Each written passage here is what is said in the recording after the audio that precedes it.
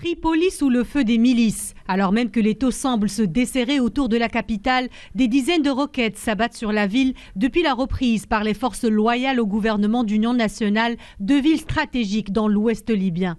Ces dernières heures, les forces du gouvernement d'union nationale ont repris le contrôle des deux villes côtières de Sorman et Sabrata, situées à l'ouest de la capitale, avant de s'emparer ensuite d'autres petites villes plus au sud.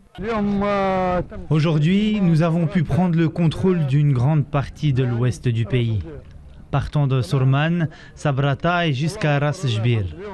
Après plusieurs heures de combat et grâce au courage des forces armées loyales au gouvernement.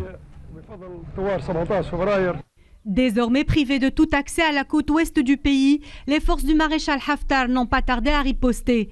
Depuis ce lundi, les explosions retentissent sans interruption dans la capitale libyenne, notamment dans le périmètre de l'aéroport de M'Itiga où des maisons ont été endommagées.